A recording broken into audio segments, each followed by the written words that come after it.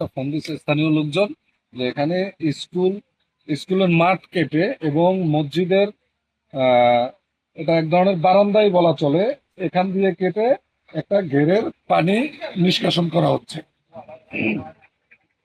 তো আমরা বিষয়টা জানার জন্য আমি রাত্রে আসলাম। আসার পরে আহ, বিষয়টা জেনে দেখলাম যে এলাকাবাসী এখান দিয়ে পানি নেওয়ার বিপক্ষে ছিল।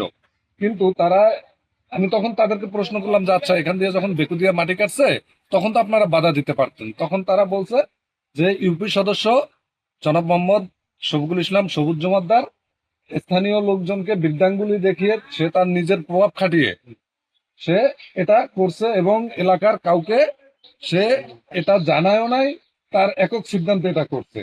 পরে আমি আসার পরে ইউপি সদস্যকে ফোন দিলাম। ফোন দেওয়ার পরে ওনার ফোন বন্ধ ছিল। শিক্ষা প্রতিষ্ঠানের প্রধান শিক্ষকের ফোন দিলাম। উনি বলল যে আমি তো গলা চিপাতে ছিলাম, আমি বিষয়টা অবগত নই বা আমি বিষয়টা জানি না। এখন আমার কথা হলো, মসজিদ কমিটি জানে না, স্কুলের প্রধান শিক্ষক জানে না, যাদের বাড়ির উপর দিয়া মাটি কাটা হয়েছে তারা জানে না, তাইলে এই মেম্বার এত বড় সাহস, এটা আসলে সাহস না, দুঃসাহস পেল কোথায়?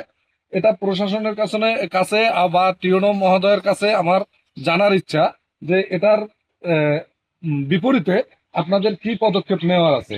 এই যে কোমলমতি শিক্ষার্থীরা স্কুলে আসতে পারে নাই বা স্কুলে আসে নাই, আপনি যদি দেখেন এই যে স্কুলের পিলার পিলার পর্যন্ত ভেঙে গেছে। যদি এখানে আরো 2-1 ঘন্টা চলা হয় তাহলে অবশ্যই এই শিক্ষা প্রতিষ্ঠান এবং ধর্মীয় প্রতিষ্ঠান মসজিদ দুটোর একটাও থাকবে না, দুটোটাই বিলীন হয়ে যাবে।